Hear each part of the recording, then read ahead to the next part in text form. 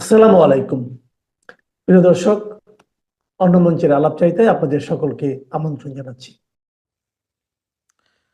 আসসালামু আলাইকুম। আল জাজিরাতে সজীব ওয়াজেদ জয়ের সাক্ষাৎকারটি খুব মনোযোগ দিয়ে শুনলাম।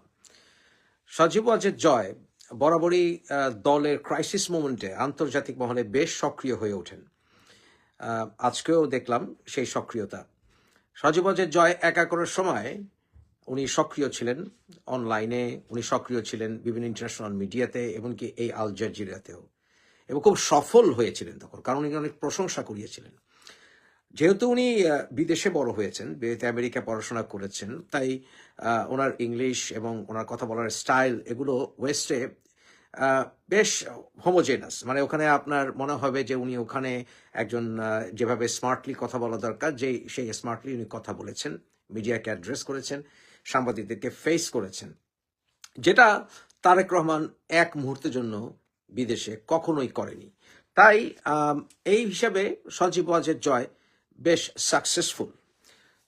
আজকের এই সাক্ষাৎকারটি দেখলাম, যথারীতি খুব স্মার্টলি উনি ওনার নিজের বাসায় সাক্ষাৎকারটি দিয়েছেন, এবং এই সাক্ষাৎকার দেওয়ার সময় ওনার যে কেতাদুরস্ত অবস্থা, ওনার যে কাপড় চোপড়, কথা বলার style, hair style, clean shave, এবং খুব স্মার্টলি উনি উপস্থাপন করেছেন নিজেকে, যেটাতে একজন লিডারের যেভাবে বডি ল্যাঙ্গুয়েজ হওয়া দরকার সেটা হয়েছে। তবে সাক্ষাৎকারটিকে যদি আমি স্ক্রুটিনাইজ করতে চাই, অর্থাৎ পলিটিক্যালি স্ক্রুটিনাইজ করতে চাই, তাহলে কি দাঁড়ায় চলুন আলোচনা করি। সজীব ওয়াজেদ জয় উনি এডুকেটেড মানুষ, এবং উনি পড়াশোনা করেছেন, হার্ভার্ড বিশ্ববিদ্যালয়ে পড়াশোনা করেছেন, এবং গ্লোবাল লিডারদের সঙ্গে ওনার শোল্ডার রাবিং এর অভিজ্ঞতা আছে। তবে সাক্ষাৎকারটি আমি যখন দেখেছি তাতে আমার মনে হয়েছে যে উনি অনেকটা ডিফেন্স মোডে ছিলেন, এবং এই ডিফেন্স মোডে থাকার কারণে উনি যেভাবে ডমিনেট করা উচিত ছিল সেভাবে উনি সাক্ষাৎকারটি ডমিনেট করতে পারেননি। যদি বলেন যে উনি ডিফেন্স কিরকম করেছেন, আমি বলবো he defended the Awami League position মোটামুটি ভালোভাবেই। সজীব ওয়াজেদ জয়ের এই সাক্ষাৎকারটা তবুও ভেরি ইম্পর্টেন্ট। কি হিসাবে ইম্পর্টেন্ট? প্রথমত ইম্পর্টেন্ট কতগুলি বিষয় বেরিয়ে এসছে এখান থেকে।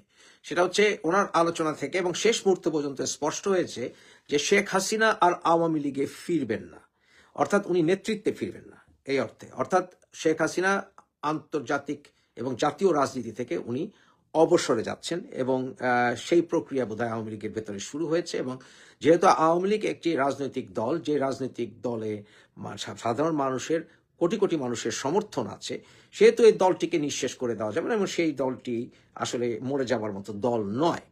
এটা ওনার কথা থেকে স্পষ্ট হয়েছে। তাহলে আওয়ামী লীগ, শেখ হাসিনা কে রিটায়ারমেন্টের পরবর্তীতে বর্তমানে আওয়ামী লীগ কিভাবে গোছানো হচ্ছে, কিভাবে ফিরে আসবে, এতে কারা থাকবে, এই বিষয়গুলো নিয়ে নিশ্চয়ই কাজ চলছে, এটা স্পষ্ট হয়েছে। দ্বিতীয়ত হচ্ছে যে আওয়ামী লীগের নেতাকর্মীদের উচিত হবে না এখন আশা করা যে তারা আবার শেখ হাসিনার নেতৃত্বে আওয়ামী লীগ বাংলাদেশে দেখবেন। এটা সজীব ওয়াজেদ জয় নিশ্চিত করেছেন।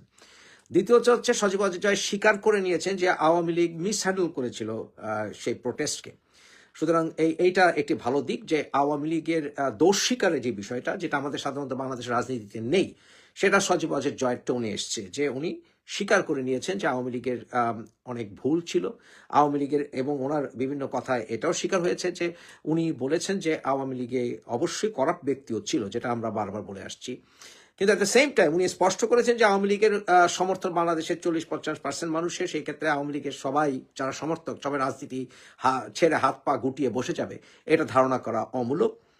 আরও আছে যে উনি বলে স্পষ্ট করেছেন যে আওয়ামী লীগের যারা সমর্থক তারা কেউ এই ইলেকশনে যাবে না, কারণ এটা অল ইনক্লুসিভ নির্বাচন নয়।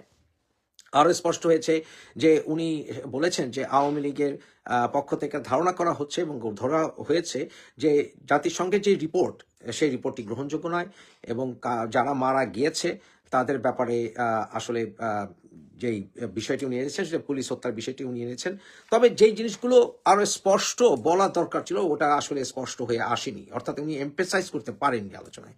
সেটা হচ্ছে যে এই যে উনি শ্যাম যে ট্রায়াল হচ্ছে এটার কথা উনি বলেছেন, কিন্তু ট্রায়াল কেন হচ্ছে শ্যাম, বা কেন এই ট্রায়ালটা গ্রহণযোগ্য নয়, উনি যদিও বলেছেন যে শেখ হাসিনা তার নিজের পছন্দ মতো আইনজীবী নিতে পারেননি, তথাপি এখানে পাশাপাশি ওনার উচিত ছিল বলার যে আওয়ামী লীগের অসংখ্য নেতাকর্মী কেউই আসলে সুষ্ঠু বিচার আশা করতে পারছে না। যারা অন্যায় করেছে তাদের বিচার হোক, ফেয়ার ট্রায়াল হোক, কিন্তু ফেয়ার ট্রায়ালটা নিশ্চিত হচ্ছে না। কি কারণে? এবং তাদের যে জুডিশিয়াল পারসিকিউশন হচ্ছে, এই জিনিসটি উনি স্পষ্ট করার ক্ষেত্রে যে আদালতে পেটানো হচ্ছে, যাকে তাকে ধরা হচ্ছে, এই বিষয়গুলিকে উনি আর একটু স্পষ্ট করতে পারতেন। বারবার যেই সাংবাদিক, আল জাজির সাংবাদিক যেটা করেছে, প্রতিটা মুহূর্তে জয়কে কাট করে দিয়েছে, অর্থাৎ জয় কোনো সেন্টেন্সই শেষ করতে পারেননি, এবং প্রতিটা মুহূর্তে বরঞ্চ ইন্টারভিউয়ার বারবার কয়েকটি শব্দ উচ্চারণ করেছেন, let me finish, let me finish, let me finish. যেখানে সজীব ওয়াজেদ জয় ওকে বললেও, উনি যদি কথা শোনার সময় উনি ওকে বলেছেন, তারপরেও সজীব ওয়াজেদ জয়কে উনি এই সাংবাদিক বলেছে let me finish, let me finish. অর্থাৎ এটা এক ধরনের ডমিনেটিং অ্যাটিটিউড। সজীব ওয়াজেদ জয় বরঞ্চ বড় বড় যারা নেতা, যেমন ধরেন ওবামা, ট্রাম্প তো বটেই, যখন ওনাদের ইন্টারভিউ নেওয়া হয় তখন ওনারা ডমিনেট করেন সাংবাদিকদেরকে, ডমিনেট করেন এভাবেই যাতে সাংবাদিকরা তাদের উপরে পুশ করতে না পারে, বরঞ্চ সাংবাদিকদেরকে ওনারা বলেন লেট মি ফিনিশ। একবারও জয়ের মুখে শুনি নেই যে লেট মি ফিনিশ কথাটা সাংবাদিককে বলেছে, একবারও সে বলেনি, বরঞ্চ সাংবাদিকের উপরে ডমিনেট করা উচিত ছিল। সজীব ওয়াজেদ জয় আনেননি যে বর্তমানে অল ইনক্লুসিভ নির্বাচনটা কেন বর্তমান সরকার ভয় পাচ্ছে। বর্তমান সরকারকে বলা উচিত ছিল যে আওয়ামী লীগ যদি ভুল করে থাকে সেটা সিদ্ধান্ত অবশ্যই জনগণই নেওয়া উচিত, এবং ওনার উচিত ছিল বলা যে যেহেতু বিএনপি বহুদলীয় গণতন্ত্রে বিশ্বাস করে, তাহলে বিএনপি বহুদলীয় গণতন্ত্রের দল হিসেবে কেন আওয়ামী লীগকে নির্বাচন করতে দিতে চাইছে না। আওয়ামী লীগের ব্যাপারে জনগণের সিদ্ধান্ত চূড়ান্ত হওয়া উচিত, সেটা তো ডেমোক্রেসি। কেন বাংলাদেশে পুলিশ হত্যার ব্যাপারে তদন্ত করার বিষয়টি রুদ্ধদ্বার করে দেওয়া হয়েছে, এই বিষয়গুলো কিন্তু বলা হয়নি। কেন আমরা দেখতে পাচ্ছি যে বিভিন্ন এক্সট্রিমিস্ট গ্রুপগুলো এর ভিতরে ঢুকে আছে, এই প্রটেস্টারদের ভিতরে। এখানে কতগুলো বিষয় এনেছে, যেমন মুক্তর বিষয়টি এনেছে, আরো কয়েকটি আবু সাইদের বিষয়টি এসছে, এবং আরো এসছে এই যে হাদির হত্যার বিষয়টি। জয় বলেছিলেন যে যা হাদির যে হত্যাকারীকে যার কথা বলা হচ্ছে সে আওয়ামী লীগের কিনা বা কোনো পোস্ট হোল্ড করতে কিনা, এসব বিষয়ে উনি জানেন না। এটা আসলে ভালো ডিফেন্স নয়, বরঞ্চ এটা বলা উচিত ছিল যে শিবিরের অনেক অ্যাক্টিভিস্টকে আমরা দেখেছি যারা ছদ্মবেশে আসলে আওয়ামী লীগে ঢুকেছে। সেই হিসাবে এই যে আওয়ামী লীগ যে যাকে হত্যা করার কথা হাদি যাকে হত্যা করেছে বলে দাবি করা হচ্ছে, ও যদি আওয়ামী লীগের পোস্ট হোল্ড করেও থাকে, প্রথমত সে হত্যা করেছে কিনা তার কোনো ফেয়ার ট্রায়ালের কোনো সিস্টেম বাংলাদেশে এখন আশা করা যাচ্ছে না। দ্বিতীয়ত সে কি আসলে গুপ্ত শিবির কিনা বা অন্য দল কিনা, সেটাই বা কিভাবে বলি যখন কিনা আওয়ামী লীগের ভেতরে এবং বিভিন্ন রাজনৈতিক দলের ভেতরে ঢুকে থাকার ইতিহাস শিবিরের মুখ থেকেই তারা স্বীকার করে। এই কথাগুলো কিন্তু আমরা সজীব ওয়াজেদ জয়ের কথায় আমরা শুনতে পারিনি। এছাড়াও যেই মন্ত্রীর চিটাগাঙে যে মন্ত্রীর কথা বলা হয়েছে, যার 350 বাড়ি আছে, যার কথা বারবার উঠানোর চেষ্টা করেছিল এই আল জাজিরা সাংবাদিক, সেখানে সজীব ওয়াজেদ জয় বলেছিল যে আমি তার ব্যাপারে জানি না, ডিটেলস জানি না। এই কথা না বলে বরঞ্চ বলা উচিত ছিল যে এই সরকারের পতনের ঠিক আগে আগে তো ওই লোকটির কথা আল জাজিরায় এসছে, কিন্তু সেই ব্যাপারে তো কোনো রকম পদক্ষেপ নেওয়ার সময়টি পাওয়া যায়নি। এই বিষয়গুলো কিন্তু আসেনি, এবং বারবার ভারতের দিকে টানা হয়েছে, ভারতের কথা বলা হয়েছে যে ভারত শেখ হাসিনাকে আশ্রয় দিয়েছে, কবে দিবে না দিবে। এটা বলা উচিত ছিল ইন্ডিয়ান গভর্নমেন্ট এর ব্যাপারে, এবং তারা ইন্ডিয়ান গভর্নমেন্ট এর কাছে চাইতে হলে বা কোনো কিছু প্রমাণ করতে হলে সবচাইতে আগে one who seeks equity must come with clean hands. বাংলাদেশের সরকার কি ক্লিন হ্যান্ডস আছে কিনা। এবং আরও যে জিনিসটি বলা হয়নি, স্পষ্ট করে বলা হয়নি, সেটা হচ্ছে বর্তমান সরকারের সাংবিধানিক বৈধতাটা কতখানি। এই বিষয়ে কিন্তু স্পষ্ট সজীব ওয়াজেদ জয় প্রশ্ন তোলেনি। সব কিছু বিষয়েই আসলে আমি মনে করি স্পষ্টতার আরো জায়গা ছিল, কিন্তু সজীব ওয়াজেদ জয় যদিও উনি ডিফেন্ড করেছেন মোটামুটি ভালো, কিন্তু উনি এই ইন্টারভিউটা ডমিনেট করতে পারেননি, বা ডমিনেট করতে ওনাকে দেয়া হয়নি। উনি সাংবাদিককে একবারও থামিয়ে দেননি, যে ওনার কথা সেন্টেন্স যখনই এই সাংবাদিক বাধা দিয়েছে উনি অন দ্য স্পট উনি চুপ হয়ে গেছেন। This is not the way to dominate an interview, এবং এই বিষয়ে আসলে আরও ট্রেনিং থাকা উচিত ছিল বলে আমি মনে করি। এছাড়া ওভারঅল হি ডিফেন্ডেড হিজ পজিশন, এবং বরঞ্চ আমরা ওনাকে বিদেশে অ্যাক্টিভ ভালো দেখেছি। দেশীয় রাজনীতিতে আসলে অন্যরকম গেম, সেটা ভবিষ্যতে আমরা দেখতে পারবো কিনা সেটাই আশা করা যাচ্ছে, যে আমরা কি ওনাকে আওয়ামী লীগের নেতৃত্বে দেখবো কিনা। কারণ সুশিক্ষিত মানুষ সময় ধরে আস্তে আস্তে নেতৃত্বে আসবে, এবং সেটা আমি মনে করি যে কোনো নেতৃত্ব আসার আগে যে কোনো রাজনীতিবিদ, সেটা সজীব ওয়াজেদ জয় হোক, তারেক হোক, তারেকের মেয়ে হোক, যেটা সবচেয়ে বড় বাধা হয়ে দাঁড়ায় যে এক লাফে তারা নেতৃত্বে শীর্ষ স্থানে চলে যায়। তবে বর্তমানে আওয়ামী লীগের যে অবস্থা, সেই অবস্থাটা একটু ব্যতিক্রম ধর্মী, কারণ এটা আওয়ামী লীগের একটি ফেলার যে আসলে এই যে সেকেন্ড জেনারেশন যারা কিনা মুক্তিযুদ্ধের পরে, অর্থাৎ শেখ হাসিনার সন্তান প্রজন্ম, খালেদা জিয়ার সন্তান প্রজন্ম, অর্থাৎ আমাদের প্রজন্মে আসলে ক্যারিজম্যাটিক লিডার বিল্ড আপের ক্ষেত্রে আমাদের আগের প্রজন্ম, অর্থাৎ খালেদা জিয়া প্রজন্ম, শেখ হাসিনা প্রজন্ম, তারা ব্যর্থ হয়েছেন। তাই এই দুর্গতিমূলক অবস্থার সময়ে সজীব ওয়াজেদ নেতৃত্ব বেশ ভালো কাজ দিচ্ছে। তবে আমাদের মনে রাখতে হবে যে ডক্টর কামাল অথবা যারাই আছেন, অনেক যারা শিক্ষিত, তারা অনেকে আছেন যারা কিনা আসলে বিভিন্ন মিডিয়াতে ওনারা ভালো কথা বলেন, কিন্তু তারা মাঠে ঘাটে সাধারণ মানুষের সঙ্গে মিলেমিশে রাজনীতি করার ক্ষেত্রে ততটা পটু হন না। তাই সেই সময়টা সজীব ওয়াজেদ জয়ের আমাদের দেখার আছে ভবিষ্যতে। যদি উনি রাজনীতিতে আসেন তখন দেখা যাবে যে উনি কতটা সফলভাবে সেটা মোকাবেলা করতে পারেন। তবে ওনার বহু বছর বিদেশে থাকাটা আলটিমেটলি দেশের আওয়ামী লীগের নেতৃত্বে, শীর্ষ নেতৃত্বে আসার ক্ষেত্রে কতটা সহায়ক হবে আমি সেটা জানি না, বা আদৌ ওনার কি ইচ্ছা আছে কিনা সেটাও আমি জানি না। তবে ওভারঅল আমি এটাকে 10-এ 5-6 দেব। আল জাজিরার সাংবাদিক তখন সজীব ওয়াজেদ জয়কে তার মায়ের রিটায়ারমেন্ট প্রসঙ্গে প্রশ্ন করেন, কারণ এর আগে যখন সেই সাংবাদিক বারবার প্রশ্ন করছিলেন যে ভারতেই শেখ হাসিনা থেকে যাবেন কিনা, সজীব ওয়াজেদ জয় বলেন না, তিনি এখনই দেশে ফিরে যেতে চান, তিনি দেশে ফিরে গিয়ে রিটায়ার করতে চান, তিনি দেশে ফিরে গিয়ে অবসরে যেতে চান। মানে আপনাদের সকলেরই মনে থাকবে যারা শেখ হাসিনার সাক্ষাৎকার, শেখ হাসিনার বক্তব্য বিবৃতিগুলো বহু বছর ধরে লক্ষ্য করেন, তারা জানেন শেখ হাসিনা সবসময় বলতেন যে তিনি টুঙ্গিপাড়া গিয়ে অবসর নিতে চান। 2024-এর 5ই আগস্টের পর থেকেই যখন বারবার শেখ হাসিনার পর আওয়ামী লীগের হাল কে ধরবেন এ প্রসঙ্গে আলোচনা হচ্ছে, অক্টোবর মাস থেকে শেখ হাসিনা যখন আন্তর্জাতিক সংবাদ মাধ্যমগুলোর সঙ্গে ঘন ঘন সাক্ষাৎকার দিচ্ছেন, তখন বেশিরভাগ সংবাদ মাধ্যমই তাকে এ প্রশ্ন বারবার করছেন যে তারপর দলের হাল কে ধরবেন। এমন অবস্থায় আল জাজিরা বাংলাদেশের বর্তমান রাজনৈতিক পরিস্থিতি, নির্বাচনের আগে, সেটা নিয়ে 2 পর্বের একটি ধারাবাহিক তৈরি করেছে এবং সেখানে তারা সজীব ওয়াজেদ জয়, শেখ হাসিনা পুত্র সজীব ওয়াজেদ জয়ের সাক্ষাৎকার নিতে ওয়াশিংটন ডিসি গিয়ে উপস্থিত হয়েছিল।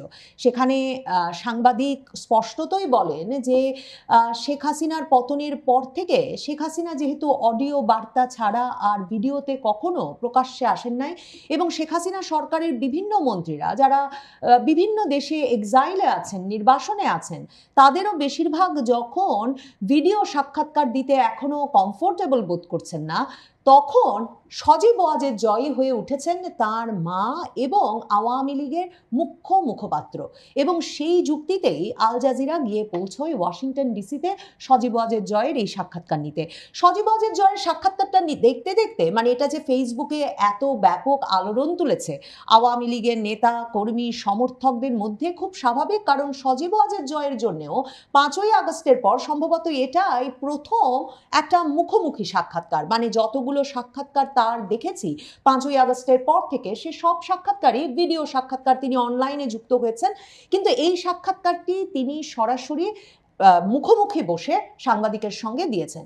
এবং আল জাজিরার সাংবাদিক কঠিন কঠিন প্রশ্ন করেছেন তাকে, তার যেভাবে তিনি সামাল দিয়ে স্পষ্ট জবাব দিয়েছেন, পুরো ফেসবুক এবং সামাজিক যোগাযোগ মাধ্যম জুড়ে তারও একটা প্রশংসা শুরু হয়েছে। সজীব ওয়াজেদ জয়কে যখন প্রশ্ন করা হয়েছিল যে তারা যেভাবে তাদের সরকার যেভাবে 2024-এর জুলাই আগস্টের প্রোটেস্ট দমন করেছে এবং তার মায়ের নির্দেশে যেভাবে শত শত মানুষ নিহত হয়েছেন, সে বিষয়টি নিয়ে তারা সেটা কিভাবে দেখেন, তারা এটা অ্যাকনলেজ করেন কিনা, স্বীকার করেন কিনা, সজীব ওয়াজেদ জয় স্পষ্ট ভাষায় বলেছেন তার মা কোনো হত্যাকাণ্ডের নির্দেশনা দেন নাই। যদি তিনি নির্দেশনা দিতেন তাহলে শেখ হাসিনাই এখনো প্রধানমন্ত্রী থাকতেন। তবে সজীব ওয়াজেদ জয় বলেছেন, সাংবাদিককে আপনি আমার যদি আগের স্টেটমেন্টগুলো শুনে থাকেন তাহলে নিশ্চিতভাবেই আপনি জানতেন যে বারবারই আমি বলেছি যে সে সময় আমাদের সরকার অনেক কিছু মিসহ্যান্ডেল করেছে, মানে অনেক অব্যবস্থাপনা ঘটে গেছে। সাংবাদিক জিজ্ঞেস করেছিলেন আল জাজিরার যে মিসহ্যান্ডেল একটা নরম শব্দ হয়ে যায় কিনা। তবে সজীব ওয়াজেদ জয় বলেছেন সে সময় পুলিশের সদস্যদের কেউ কেউ অ্যাক্সেস করে থাকতে পারেন, বিশেষ জোর প্রয়োগ, অতিরিক্ত বল প্রয়োগ করে থাকতে পারেন, কিন্তু তাদের সরকার যেসব তদন্ত কমিটি গঠন করেছিল, তাদের সরকার যেই পুলিশ সদস্যদেরকে অব্যাহতি দিয়েছিল, বর্তমান সরকার ইউনূস সরকার সেই তদন্ত বা সেই অতিরিক্ত বল প্রয়োগের ঘটনাগুলো কেন তদন্ত করে দেখল না, সে প্রশ্ন তিনি পাল্টা রেখেছিলেন সাংবাদিকের কাছে। তবে সাংবাদিক সে প্রশ্নের উত্তর দিতে পারেননি। যেই কথাটি সবচেয়ে বেশি ভাইরাল হয়েছে সজীব ওয়াজেদ জয়ের এই সাক্ষাৎকারে, সেটা শুনে আসি, যেখানে তিনি স্পষ্টতই বলছেন যে তার মা যদি প্রধানমন্ত্রী থাকতে চাইতেন মানুষ হত্যা করে, তাহলে তিনি এখনো প্রধানমন্ত্রী থাকতেন। If you listen to my statements online, I have said again and again the Awami League mishandled the protests. Our government mishandled the protests. Isn't mishandling a mild word for the killings of hundreds and hundreds of mainly Again, unarmed what- protesters by what the about- security forces, ordered by your mother? Then none of it was ordered by my mother. If my mother had been willing to kill protesters, she would still be in power. Bangladesh democratic test আল জাজিরার এই 2 পর্বের ডকুমেন্টারির দ্বিতীয় পর্বে সজীব ওয়াজেদ জয়ের যে সাক্ষাৎকারটি, সেটি কিন্তু সজীব ওয়াজেদ জয় দিয়েছেন তার নিজ বাসভবনে বসে, এবং সাংবাদিক যখন তার মায়ের, তাদের পরিবারের বিপুল দুর্নীতির যে অভিযোগ আছে সে সম্পর্কে প্রশ্ন করেছেন তাকে, সজীব ওয়াজেদ জয় একটু বিচলিত না হয়ে সাংবাদিককে বলেন যে এটাই তার একমাত্র বাড়ি, যে বাড়িতে সাংবাদিক নিজে বসে আছেন, এবং তিনি প্রশ্ন তোলেন যে 5ই আগস্টের পর তিনি মার্কিন নাগরিকত্বের আবেদন করে মার্কিন নাগরিকত্ব নিয়েছেন। যদি তার সত্যি বিপুল ধন সম্পদ থাকতো মার্কিন যুক্তরাষ্ট্রে, তাহলে নিশ্চয়ই FBI এর তদন্তে তা বেরিয়ে আসতো এবং তিনি মার্কিন নাগরিকত্ব পেতেন না। সাংবাদিক সেই পাল্টা প্রশ্নেরও উত্তর দিতে পারেননি, তিনি পরবর্তী প্রশ্নে চলে যান। তবে সবচেয়ে গুরুত্বপূর্ণ আমার কাছে যেটা মনে হয়েছে, যে অংশটা মনে হয়েছে সজীব ওয়াজেদ জয়ের এই সাক্ষাৎকারের, সেটা হচ্ছে সজীব ওয়াজেদ জয় এই সাক্ষাৎকারে তাকে যখন জিজ্ঞেস করা হলো আওয়ামী লীগের ভবিষ্যৎ আছে কিনা এ প্রসঙ্গে, কারণ সাংবাদিক শুরুতেই বলেছিলেন যে আওয়ামী লীগ কি করে 2024-এর জুলাই আগস্ট আন্দোলন দমন করেছিল সে প্রসঙ্গে তাদের মতামত, এবং আওয়ামী লীগের বাংলাদেশ রাজনীতিতে আদৌ আর কোনো ভবিষ্যৎ আছে কিনা এই প্রশ্নের উত্তর খুঁজতে নাকি তিনি সজীব ওয়াজেদ জয়ের কাছে পৌঁছেছেন। কাজেই সেই প্রশ্নটা তিনি যখন করেন, তখন সজীব ওয়াজেদ জয় বলেন মানে বাংলাদেশে আওয়ামী লীগ বহু দশক ধরে আছে এবং বাংলাদেশের জনসংখ্যার 40-50%, 40-50% আওয়ামী লীগকে ভোট দিয়ে এসেছে, এবং 160-70 মিলিয়ন একটা দেশের যখন জনগোষ্ঠী, তখন এই 40-50% মানে আপনি 60-70 মিলিয়ন মানুষের কথা ভাবছেন। তাহলে আপনি কি মনে করেন, মানে সজীব ওয়াজেদ জয় প্রশ্ন করেন যে সাংবাদিক কি মনে করেন যে এই মানুষরা রাতারাতি অন্য দলের সমর্থক হয়ে যাবে? কাজেই আওয়ামী লীগকে মানে বাংলাদেশ থেকে উধাও করে দেওয়া তো সম্ভব নয়। আল জাজিরার সাংবাদিক তখন সজীব ওয়াজেদ জয়কে তার মায়ের রিটায়ারমেন্ট প্রসঙ্গে প্রশ্ন করেন, কারণ এর আগে যখন সেই সাংবাদিক বারবার প্রশ্ন করছিলেন যে ভারতেই শেখ হাসিনা থেকে যাবেন কিনা, সজীব ওয়াজেদ জয় বলেন না, তিনি এখনই দেশে ফিরে যেতে চান, তিনি দেশে ফিরে গিয়ে রিটায়ার করতে চান, তিনি দেশে ফিরে গিয়ে অবসরে যেতে চান। এমন একটা কারণ মানে আপনাদের সকলেরই মনে থাকবে, যারা শেখ হাসিনার সাক্ষাৎকার, শেখ হাসিনার বক্তব্য বিবৃতিগুলো বহু বছর ধরে লক্ষ্য করেন, তারা জানেন শেখ হাসিনা সবসময় বলতেন যে তিনি টুঙ্গিপাড়া গিয়ে অবসর নিতে চান। সজীব ওয়াজেদ জয় যখন এটা বলেন যে তার মা দেশে ফিরে গিয়ে অবসর নিতে চান, সে কথার সূত্র ধরেই আল জাজিরার সাংবাদিক প্রশ্ন করেন, আপনি অবসরের কথা বলছিলেন, তার মানে আপনার মা কি রাজনীতি থেকে অবসর নিতে যাচ্ছেন? সজীব ওয়াজেদ জয় বলেন শি ইজ ওল্ড, মানে তার বয়স হয়ে গেছে, তিনি এল্ডারলি, তিনি প্রবীণ, তার বয়স হয়েছে, এবং কোনো মানুষই সারা জীবন বেঁচে থাকে না। তবে আওয়ামী লীগ আরো বহু দশক বেঁচে থাকবে, প্রজন্ম থেকে প্রজন্মান্তরে বেঁচে থাকবে। কাজেই আওয়ামী লীগ থাকবে কি থাকবে না সেটা তার মায়ের ওপর নির্ভর করে না। এই মন্তব্যটি স্বাভাবিকভাবেই আওয়ামী লীগের অনুসারীদেরকে একরকমের চমকে দিয়েছে, কারণ 5ই আগস্টের পর থেকে শেখ হাসিনা যে নিরাপদ আছেন এই বিষয়টাই আওয়ামী লীগের নেতা কর্মী সমর্থকদের সবচেয়ে বেশি উদ্দীপিত এবং আশ্বস্ত রেখেছিল। এবং আওয়ামী লীগের শেখ হাসিনা আছেন নেতৃত্বে, সে কারণেই আওয়ামী লীগ নেতা কর্মী সমর্থকেরা এই ভয়াবহ হামলা মামলা নির্যাতনের মধ্যেও এই শক্তি বারবার পেয়েছেন যে শেখ হাসিনা বাংলাদেশে ফিরবেন, বাংলাদেশ হাসবে, মানে শেখ হাসিনা আসবে বাংলাদেশ হাসবে, এই স্লোগানটা একরকমের মনে প্রাণে বিশ্বাস করে তারা সেই বিপদেও সংগঠিত থেকেছেন। এবং শেখ হাসিনাই দিল্লিতে বসে থেকে নিয়মিতভাবে সারা বাংলাদেশের একেবারে তৃণমূল কর্মীদেরও মনোবল যোগাচ্ছেন। শেখ হাসিনা সারা বাংলাদেশের তৃণমূল কর্মীদেরকে সংগঠিত করছেন এবং তিনি তাদের বারবার বলছেন যে তিনি দেশে ফিরবেন এবং আল্লাহ যে তাকে 5ই আগস্ট বাঁচিয়ে রেখেছেন, সেটা বাঁচিয়ে রেখেছেন একটা সুনির্দিষ্ট কাজের জন্য বলেই তিনি মনে করেন। কাজেই বাংলাদেশে আবার ফিরে যে দুঃশাসন শুরু হয়েছে, সে দুঃশাসনের অবসান ঘটানোই হবে তার সেই কাজ, যে কাজের জন্য আল্লাহ তাকে বাঁচিয়ে রেখেছেন। তাহলে সজীব ওয়াজেদ জয় কেন এই কথা বললেন? You indicated that your mother is planning to retire from Yes. politics. So after this, I mean, if she was ever able to go back to Bangladesh, she's not going to be in the political space anymore? No, she's old. My mother's elderly. This was going to be her last term anyway. She wanted to retire. So this is, in a sense, the end of the Hasina era. Possibly, yes. Okay. So you're saying that if the Awami League does get a chance to re-enter Bangladesh politics, it'll be without her. Yeah. Interesting. Awami League is a political party. It's the oldest party. It's been around for 70 years. It will continue with or without her. No one lives forever. সম্প্রতি বাংলাদেশ আওয়ামী লীগের নেতৃবৃন্দ ভারতের Delhi press ক্লাবেও একটি সংবাদ সম্মেলন করেছেন। সেটাও সাড়া জাগিয়েছে ভারতে হওয়ার কারণেই এবং দুজন মন্ত্রী আওয়ামী লীগের সরকারের সেখানে প্রকাশ্যে উপস্থিত হওয়ার কারণে। এবং সেই সংবাদ সম্মেলনেও যখন জিজ্ঞেস করা হয়েছিল আওয়ামী লীগ নেতৃবৃন্দকে যে আপনারা কি একটা প্রবাসী সরকার গঠন করতে যাচ্ছেন, তখন তারা বলেছিলেন না, তারা খুব শিগগিরই দেশে ফিরবেন এবং তারা আওয়ামী লীগ সভানেত্রী শেখ হাসিনার নেতৃত্বেই বাংলাদেশে ফিরবেন।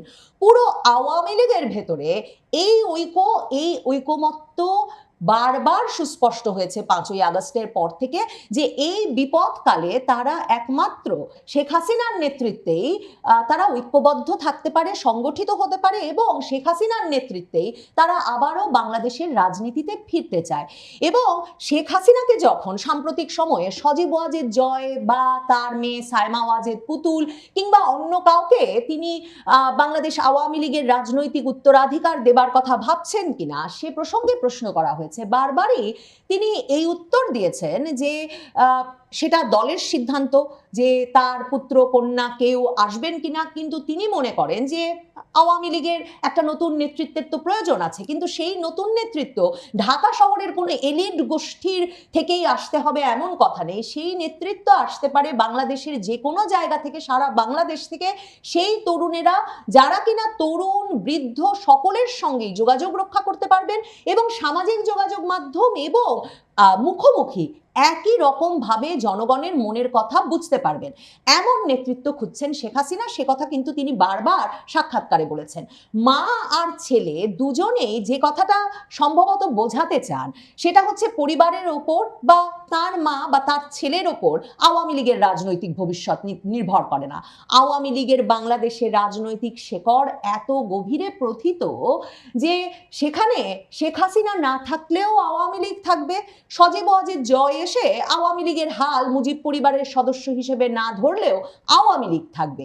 এই কথাটা বোঝাতেই সম্ভবত মাকেও যখন ছেলের কথা জিজ্ঞেস করা হয়, মা যেমন পরিষ্কার করে ছেলেই হতে যাচ্ছেন উত্তরাধিকার এমন কোনো কথা বলেন না। অন্যদিকে পুত্রকে যখন জিজ্ঞেস করা হলো তখন পুত্র বললেন মা তো আগেই ঠিক করেছিলেন যে এটাই মানে 2024-এ নির্বাচিত হওয়ার পর এটাই হবে তার সর্বশেষ মেয়াদ। মনে রাখতে হবে যারা ভাবছেন সজীব ওয়াজেদ জয় কি তার মানে বলছেন যে শেখ হাসিনার রাজনৈতিক জমানা একরকম শেষ হয়েছে। সজীব ওয়াজেদ জয় নিশ্চয়ই মাথায় রেখেছেন যে তার মার 2024-এর যে মেয়াদ সে মেয়াদ শেষ হবে 2029 সালে। কাজেই সজীব ওয়াজেদ জয় জানেন, শেখ হাসিনাও জানেন তার অবসরে যেতে এখনো দেরি আছে এবং আওয়ামী লীগ নেতৃত্ব, আওয়ামী লীগ ভক্ত, সমর্থক, ভোটার, নেতা কর্মী সকলেই শেখ হাসিনার নেতৃত্বে এখন আস্থা রেখেছেন।